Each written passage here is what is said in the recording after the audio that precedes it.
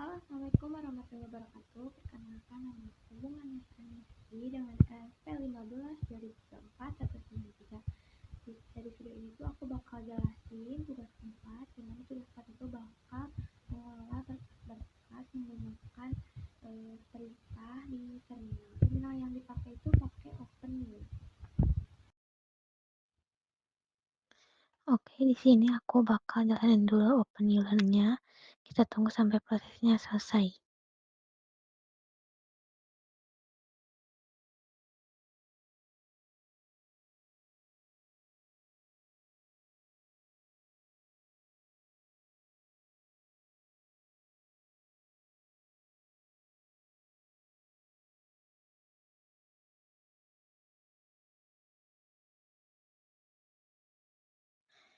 Nah, kalau udah sampai gini, sekarang aku bakal masukin dulu akun aku sama passwordnya.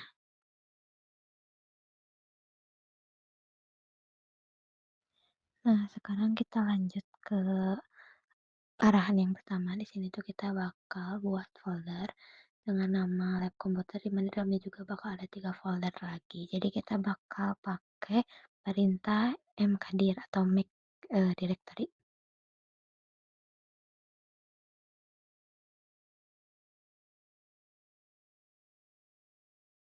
Nah, setelah bikin directory lab komputer ini, kita bakal cd atau change directory dulu, masuk ke lab komputernya, baru bikin 3 folder tadi, kelas A, kelas B, dan arsip.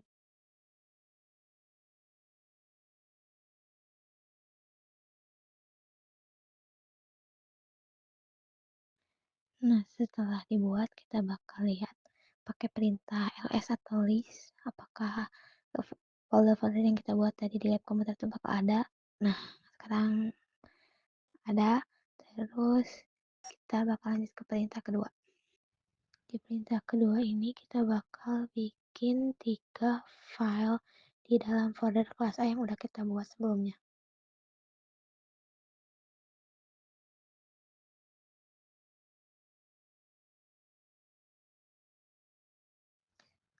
Oke, di sini tuh kita bakal masuk dulu ke kan di sini kita tuh lagi di lab komputer, kita bakal masuk ke directory kelas A buat bikin 3 file tadi, laporan 123 txt. Nah, di sini tuh kita bakal pakai perintah touch buat bikin file tersebut. Oke, setelah kita buat bakal kita lihat pakai ls tadi. Nah, ya sekarang langsung ada.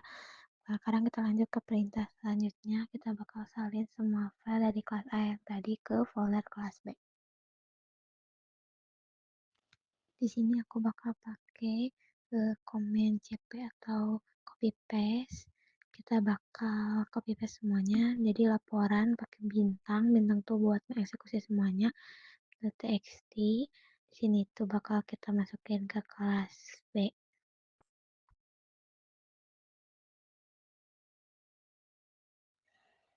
Nah, setelah itu tuh kita bakal lihat di kelas A apakah eh, komen yang kita lakukan sebelumnya itu berhasil atau enggak. Jadi di sini tuh aku bakal pindah dulu. Dari kan di sini kita lagi di kelas A. Aku bakal pindah ke kelas B buat lihat apakah kelas B itu isinya udah sama kayak kelas A. Oke, setelah kita list isinya udah semuanya tercopy, dan kita bakal lanjut ke tahapan selanjutnya, dimana kita bakal pindahin laporan laporan 3 dari folder kelas B ke folder arsip. Maksudnya kita pindahin dari kelas A ke arsip. Nah, kita bakal langsung pakai perintah mv atau move. Kita bakal pindahin laporan ini ke arsip. Oke, jadi aku bakal jelasin bedanya move sama CP ini. Kalau CP itu lebih kayak copy paste, kalau move tuh ya lebih kayak ngekat si filenya. Buat buktinya aku bakal lihat folder di kelas A sebelumnya, di kelas B.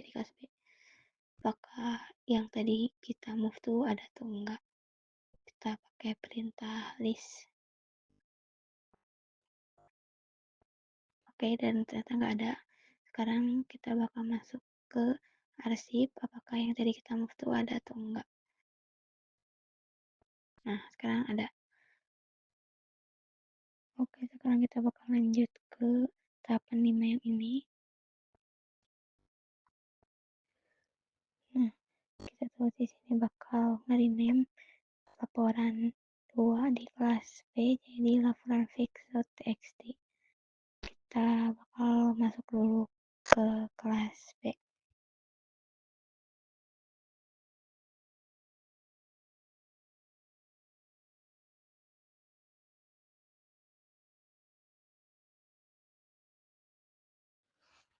Kita bakal rename laporan 2.txt ini jadi laporan fix.txt.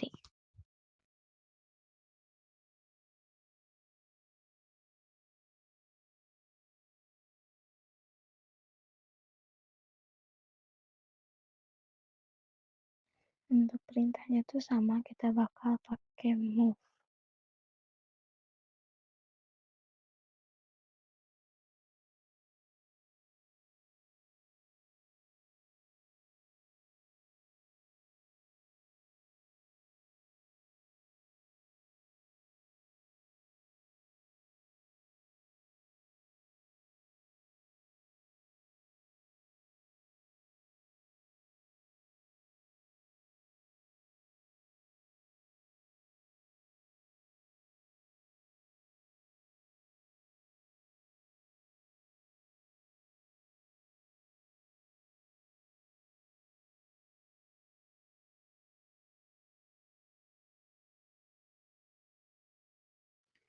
Oh iya, di sini tuh salah karena aku sekarang udah ada di posisinya di kelas B, jadi aku tuh gak perlu uh, pakai alamat kelas B gitu. Jadi aku langsung aja gitu filenya apa dan mau diganti jadi nama apa.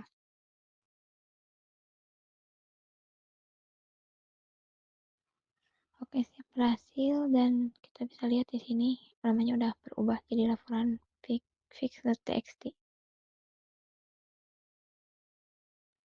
Sekarang kita lanjut ke tahap selanjutnya. Kita bakal bikin file baru di folder arsip.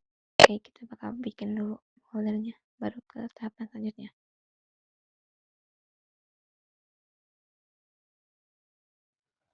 Karena aku sekarang lagi di directory B, kita bakal pindah dulu directory ke arsip, dan setelah masuk sekarang kita bakal bikin file barunya catatan.txt pakai touch.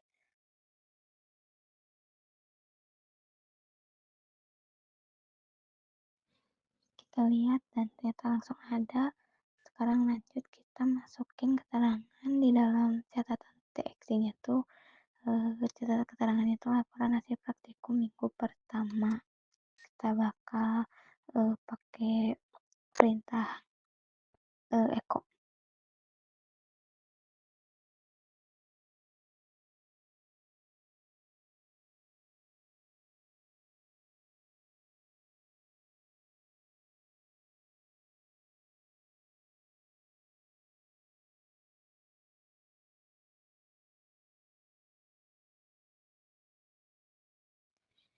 Nah, setelah selesai, kita tuh bisa lihat isinya pakai perintah chat, chat, terus kasih tahu nama filenya tuh apa. Oke, isinya muncul sesuai apa yang tadi kita masukin. Sekarang kita bakal lanjut ke tahapan ketujuh. Kita bakal hapus file laporan di folder kelas A.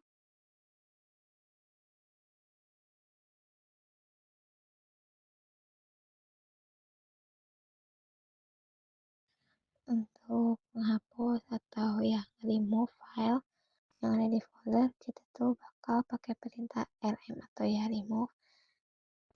Karena kita sekarang jadi arsip, jadi kita bakal bikin komen itu titik-titik ya keluar, masuk ke kelas A, terus kita hapus file laporan yang disuruh.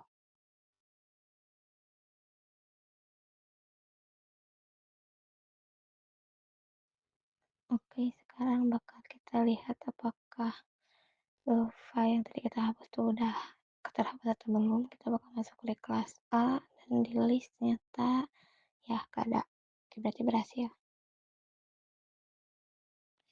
Oke, kita bakal lanjut ke tahapan selanjutnya. Di sini tuh kita bakal menghapus folder kelas A, tapi sifatnya menghapus directory itu semua yang ada di dalam directory baik file atau folder itu harus terhapus dulu. Karena kalau misalnya directory itu gak kosong, kita tuh gak bakal bisa menghapusnya. Nah, sekarang kita coba buktiin, kita hapus kelas A direktorinya tanpa menghapus isinya. Dan ternyata ya gak bisa, pasti error.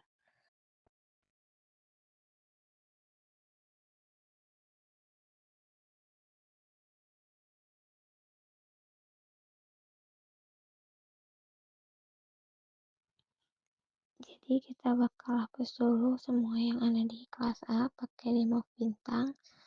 Jadi remove semuanya bintang tuh, dan setelah dilihat tuh emang kosong, gak ada apa-apanya. Oke, setelah hapus isi dari kelas A, kita bakal keluar dari kelas A dan masuk ke lab komputer. Di sini kita bakal remove directory kelas A. Setelah selesai kita bakal lihat dan ya ternyata dan terlihat bahwa kelas A tuh udah gak ada karena udah dihapus tadi. Nah, sekarang kita bakal lanjut ke tahap selanjutnya, di mana kita bakal ngesalin semua yang ada di kelas B ke folder arsip dengan satu perintah saja. Nah, perintahnya tuh kita bakal pakai cp tadi, copy paste kelas B, dan kita bakal pakai bintang untuk menselect semua yang ada di kelas B, kita salin di arsip. Nah, kita bakal masuk ke arsip dan setelah di list folder file-file yang ada di kelas B itu udah tersalin di arsip. Oke, sekarang bakal lanjut ke tahap selanjutnya, di mana kita bakal nampilin semua daftar baik itu file atau folder yang ada di lab komputer, di directory lab komputer. Kita bakal pakai komennya tuh ls-r, r-nya tuh kapital. Oke, di sini bisa kita lihat di dalam lab komputer itu ada dua folder, di mana folder-folder ini juga terisi file-file yang sudah kita buat dan salin tadi.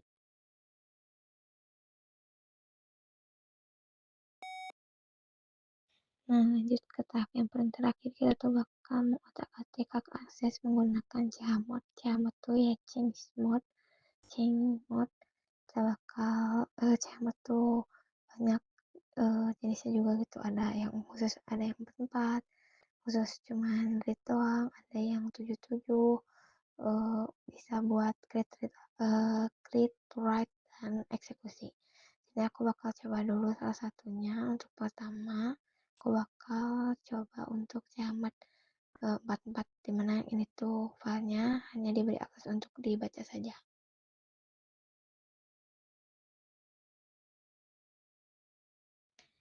Di sini aku bakal pakai salah satu file dengan nama catatan.txt, eh, diambil dari folder arsip. Di sini tuh aku bakal ubah hak aksesnya jadi read only pakai chmod 44. Di sini tuh aku bakal pakai catatan.txt. Nah, tinggal ketik aja chmod 444, terus nama filenya tuh apa. Nah, kalau misalnya kita posisinya lagi di luar nih, pakainya alamatnya arsip backslash slash catatan txt. Tapi karena kita sekarang udah di arsip, jadi langsung aja masukin nama file kitanya kayak gitu.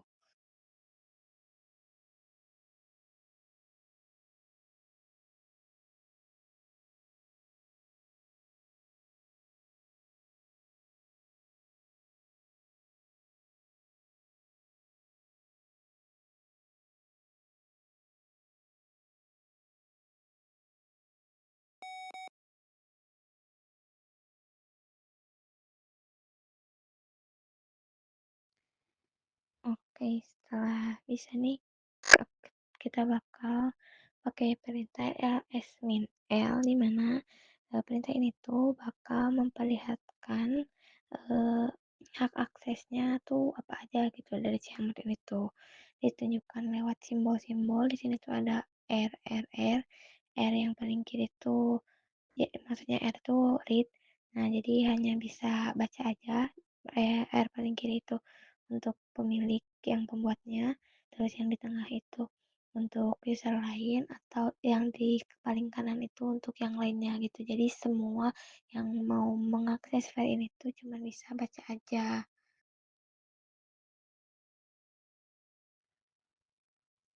Nah, karena hak aksesnya udah diubah, aku di sini bakal coba nampilin dulu isi dari catatan teks itu apa.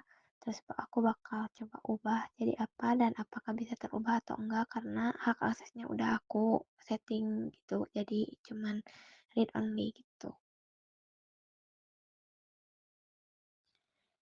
Nah, aku pakai perintah echo. Di sini tuh aku ganti isinya jadi hasil yang 444. Eh, harusnya ini tuh error. Oh ya ini aku salah nih, salah nama filenya. Jadi eh, kita ganti dulu nama filenya. Jadi setelah diganti tuh bakal ngasih error bahwa file itu nggak bisa diubah karena tidak punya hak akses untuk mengubah kayak gitu.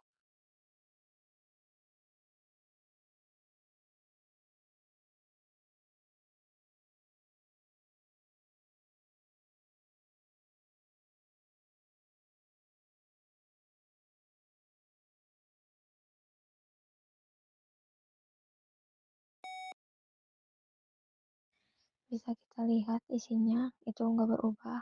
Padahal tadi kita udah mau mencoba ubah karena hak aksesnya membatasi agar tidak bisa diubah isi filenya kayak gitu. Nah, berikut seputar Chmod untuk read only pakai Chmod 444. Karena kata aku tadi bilang Chmod tuh banyak gitu, hak akses itu banyak. Jadi aku juga di sini bakal coba lagi satu lagi pakai Chmod 644. Di sini tuh Chmod ini tuh eh, bisa ngubah tapi khusus pemilik aja. Kalau buat eh, user lain tidak hanya bisa membaca saja. Ini bisa kita lihat dari simbolnya itu eh, ada RW, RR. Nah, seperti yang aku bilang tadi, yang paling kiri itu untuk pemilik, di mana R itu read, W itu write. Jadi pemilik itu bisa read dan write, bisa baca dan bisa ubah. Sedangkan untuk user lain tuh hanya bisa baca saja. Oke, nah dari LS ini tuh, LS min L ini tuh kita bisa lihat hak akses apa aja yang diberikan gitu lewat Cmod yang kita setting. Jadi setiap kode Cmod yang kita masukin tuh pasti ngasih simbol yang berbeda-beda. Eh, sekarang karena tadi aku udah nyoba juga yang Cmod 44 buat read only, Cmod 644 buat uh, read write untuk khusus pemilik aja, sedangkan user yang cuma baca aja. Sekarang aku mau ubah semua kembali ke semula pakai Cmod 777, di mana user manapun baik pemilik atau user lain tuh bisa read, write, dan execute. Nanti tuh bakal ada simbol uh, X buat execute. Nah, di sini tuh kita bisa lihat ada read, write, dan execute. Untuk W ini tuh, untuk R to read, W to write, dan X to execute. Nah, untuk fungsi execute ini tuh kita belum bisa deklarasikan karena biasanya tuh ini dipakai buat file yang emang bisa dijalanin karena berhubung ini tuh hanya untuk pembelajaran juga yang dimana catatan.txt ini juga isinya cuman keterangan singkat aja. Jadi fungsi execute ini tuh emang belum bisa dijalin dulu untuk saat ini. Nah, mungkin sekian yang bisa aku sampaikan buat ceng mode untuk hak akses. Masih banyak hak akses yang bisa kita coba seperti 500, 600 ya dan hak akses lainnya. sekian penjelasan dari aku. Masih banyak kekurangan dan hal-hal yang perlu dikembangkan. Semoga apa yang aku jelasin dari awal sampai detik ini tuh bisa dapat dengan mudah dimengerti. Wassalamualaikum warahmatullahi wabarakatuh.